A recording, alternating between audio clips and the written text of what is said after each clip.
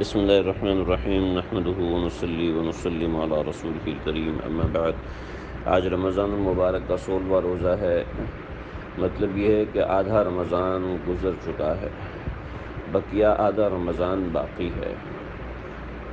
یہ وہ مہینہ ہے جو اللہ تعالیٰ کے پاس جا کے ہمارے بارے میں شکایت کرتا ہے، یہ ہمارے بارے میں اللہ رب العزت سے فریاد کرتا ہے کہ اللہ تیرے ان بندوں نے اس مہینے میں میری قدر کی ہے۔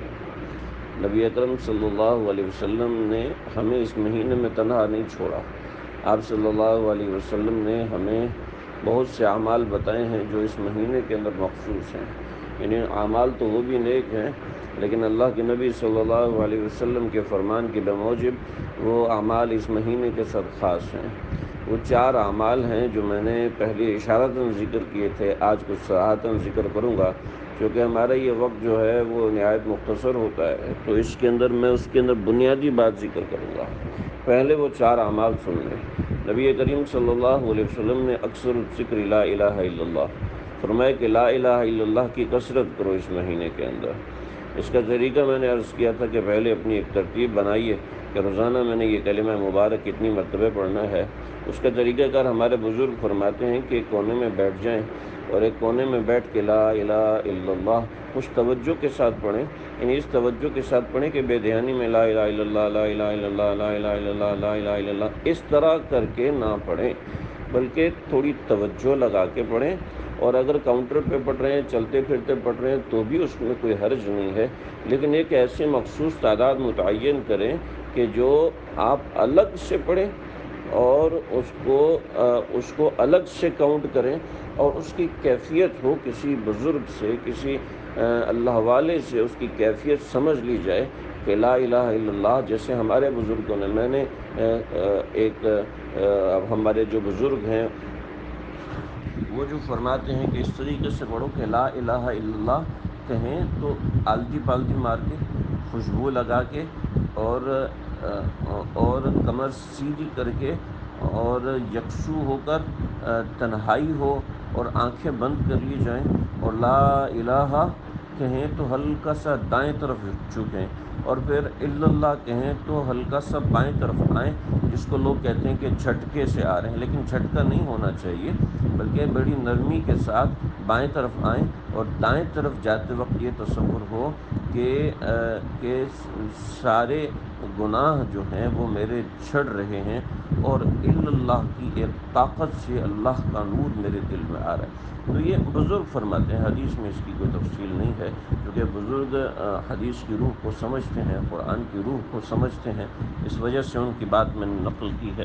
تو لا الہ الا اللہ اس کی کثرت ہو، اور درمیان میں محمد رسول اللہ صلی اللہ علیہ وسلم اس کی بھی کثرت کی جائے تو انشاءاللہ اس سے نفع ہوگا۔ تو اکثر لا الہ الا اللہ کہ پہلا لا الہ الا اللہ کی کثرت ہو، ایک تسبیح پڑھیں، 2 تسبیح پڑھیں، لیکن روزانہ کی بنیاد پہ پڑھیں، اور اپنے پاس نوٹ کریں کہ میں نے کتنا پڑھا ہے، پھر اس سے آپ کو اپنی ترتیب سمجھ میں آئے گی۔ پھر اس کے بعد دوسری تسبیح آپ صلی اللہ علیہ وسلم نے فرمائی کہ یہ دوسری تسبیح کرو استغفار کی، یعنی دوسرا عمل کرو، تسبیح میرے منہ سے غلط نکل گیا، دوسری کثرت استغفار کی ہو، استغفار کی کثرت ہوگی تو اس کا بڑا نفع ہوگا۔ میں استغفار کی کثرت کے حوالے سے ذکر کر چکا۔ اس کے بعد تیسری چیز، لیکن ایک چھوٹی سی بات میں ذکر کر دوں، انما التوبۃ الندم، استغفار اصل میں ندامت ہے، یعنی صرف ہم استغفر اللہ ربی من کل ذنب اذنبته واتوب الیہ یا رب اغفر وارحم وانت خیر الراحمین، استغفر اللہ الذی لا الہ الا هو والیہ واتوب الیہ، یا لا الہ الا انت سبحانک انی کنت من الظالمین، یہ پڑھ رہے ہیں استغفر اللہ ربی ربنا فاغفر لنا ذنوبنا وکفر عنا سیئاتنا وتوفنا مع الابرار یتوفنی مع الابرار۔ کوئی بھی ایسے کلمات ہم پڑھیں جو استغفار کے متعلق معصور ہوں یا غیر معصور ہوں، جیسے استغفر اللہ استغفر اللہ استغفر اللہ پڑھ رہے ہیں، لیکن اس کے ساتھ قلب کے اندر ندامت ہو، اپنی برائیوں کا استحضار ہو کہ میں گندہ ہوں، غلیظ ہوں، اور اللہ مجھے توبہ کرنے کا موقع عنایت فرما رہے ہیں۔ اس کے فضائل و برکات میں نے کئی دفعے ذکر کیے ہیں، یہاں دوبارہ ذکر کرنا مناسب نہیں ہے۔ اور اس کے بعد تیسری چیز یہ ہے تیسری اور چوتھی چیز دعا مانگنا ہے، اور دو قسم کی باتوں کی دعا مانگنا ہے۔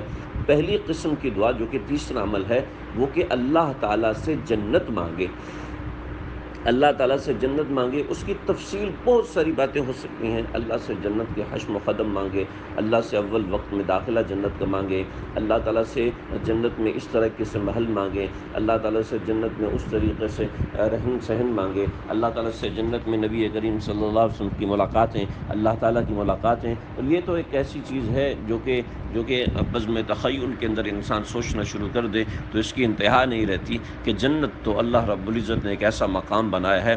اللہ اکبر۔ آخری عشرے کے اندر جو اعتکاف والوں کے ساتھ بیٹھنا ہوتا ہے اس کے اندر میں انشاءاللہ اس بات کو کھولوں گا۔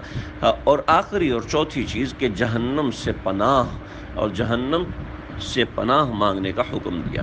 تو یہ 4 اعمال ہیں۔ جہنم سے پناہ بھی آپ حضرات سمجھتے ہیں، میں اس کی تفصیل میں نہیں جا سکتا، وقت نہیں۔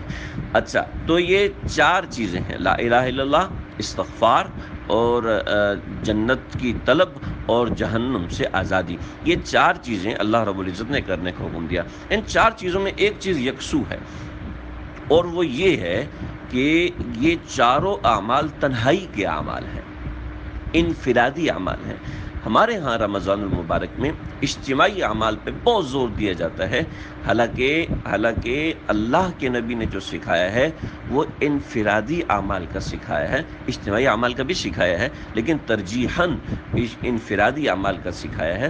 لہٰذا انفرادی اعمال کے اندر زور دینا چاہیے۔ انفرادی، جس شخص کا دل جلوت میں تو بہت لگتا ہے لیکن خلوت میں اس کا دل وحشت میں جاتا ہے، اس کو خلوت میں بیٹھنے کا دل نہیں کرتا، تو وہ سمجھے، میرے استاد محترم حضرت مفتی نعیم صاحب دامت برکاتہ فرماتے ہیں کہ وہ سمجھے کہ وہ ابھی اللہ کے تعلق میں بچہ ہے، کہ بچے سے کہنا کہ تم دادا سے جا کے بات کرو تو کہتا ہے کہ نہیں ابا آپ بھی میرے ساتھ ہیں، یعنی کہ وہ اللہ سے بات کرنے میں ابھی بچہ ہے، ابھی وہ کہتا ہے کہ مجھے بات کرنے میں لڈو ملنا چاہیے، مجھے بات کرنے میں آئس کریم ملنی چاہیے، پیسٹری ملنی چاہیے تو تب بات کروں گا۔ ایسے نہیں، اللہ کے ساتھ تنہائی میں کثرت ہو، اس سے زندگیاں بدلتی ہیں۔ خیر یہ ایک الگ موضوع ہے، لیکن اس موضوع کا حصہ سب سے اہم کہ اللہ کے نبی صلی اللہ علیہ وسلم نے تنہائی کے اعمال کا حکم دیا ہے، اس کی فکر کی جائے۔ اللہ مجھے آپ ہم سب کو سمجھتے عمل کرنے کی توفیق عطا فرمائے۔ آخر دعوانا الحمدللہ رب العالمین۔